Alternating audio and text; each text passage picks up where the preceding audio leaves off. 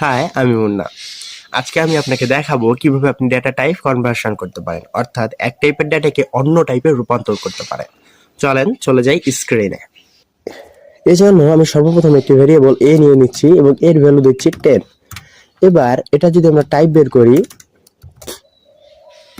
আমরা সবাই জানি যে এটা পূর্ণ সংখ্যা আর এটা টাইপ হবে ইন্টিজার। আর টাইপ কিভাবে বের করতে হয় আমি এর আগের ভিডিওতে তা দেখিয়েছি। দেখেন, এটা আমাদের ইন্টিজার দেখাচ্ছে। আইএনটি হচ্ছে ইন্টিজারের শর্ট ফর্ম, অর্থাৎ আমাদের এই ডেটাটা বা আমাদের যে 10 আছে, 10 যে ইন্টিজার সেটা এখানে বলে দিচ্ছে। আর আমরা সবাই জানি যে কোনো পূর্ণ সংখ্যা ইন্টিজারই হয়। কিন্তু এটাকে যদি এখন আমরা পরিবর্তন করতে চাই, এটা টাইপটা যদি পরিবর্তন করতে চাই, তা কিভাবে লিখতে পারি?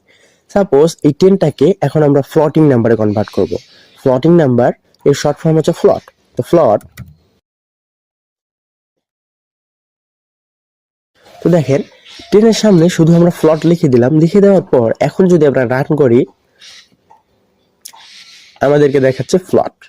দেখেছেন, আমাদের এর আগে যখন আমরা রান করেছিলাম তখন দেখিয়েছিল ইন্টিজার, কিন্তু এখন দেখাচ্ছে ফ্লট, অর্থাৎ আমাদের ডাটার যে ক্লাসটা আছে বা টাইপটা আছে সেটা পরিবর্তন হয়ে গেছে। আমরা যে শুধু এভাবেই পরিবর্তন করতে পারি, ব্যাপারটা কিন্তু এমন না। চলুন আরেকভাবে দেখাই। আমরা আরেকটা ভেরিয়েবল বি নিলাম। এখানে আমরা লিখবো, এখানে আমরা 10 লিখি। তো দেখেন, এই 10 আর এই উপরের 10 এর মধ্যে কিন্তু অনেক পার্থক্য। যেমন এই 10 বা 10টা একটু আগে ছিল ইন্টিজার, এখন হয়ে গেছে ফ্লট। আবার এখানে এসে এখানটাকে যখন আমরা ডাবল কোটেশনের ভিতরে লিখলাম, তখন এটা হয়ে গেছে আমাদের স্ট্রিং। আমরা সবাই জানি ডাবল কোটেশন বা সিঙ্গেল কোটেশনের ভিতরে যদি কোনো কিছু লেখা হয়, সেটা যে কোনো কিছুই হোক না কেন, সেটা ডাইরেক্ট স্ট্রিং হয়ে যাবে। তো এটা যে আসলে স্ট্রিং, এটা আমরা বের করে দেখি। প্রিন্ট টাইপ,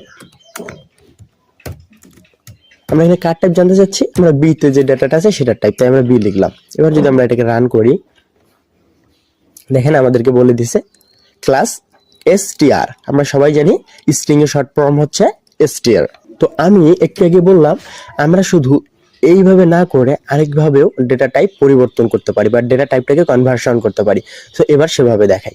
আমরা বিটাকে কেটে দিয়েছি, এবার এখানে লিখবো আমরা কি করতে যাচ্ছি, যেহেতু এটা আমাদের স্ট্রিং আছে, স্ট্রিং থেকে এটাকে আমরা ইন্টিজারে কনভার্ট করি। আমরা লিখি আইএনটি। এবার কাকে আমরা আইএনটি বানাচ্ছি, আমরা বি কে আইএনটি বানাচ্ছি, তাই না? মনে করে দেখেন, একটু আগেই কিন্তু এটা আমাদের স্ট্রিং দেখিয়েছে, কিন্তু দেখেন এবার রান করার সাথে সাথে এটা ইন্টিজার দেখাবে। এই যে দেখেন, আমাদের ক্লাস আইএনটি অর্থাৎ ক্লাস ইন্টিজার হয়ে গেছে। আশা করছি টাইপ কনভার্সন বা কিভাবে একটা ডেটাকে অন্য ডেটাতে রূপান্তরিত করতে হয় সেই জিনিসটা আপনি খুব ভালো করে বুঝতে পেরেছেন। যদি কনফিউশন থেকে থাকে আরেকবার ভিডিওটা দেখতে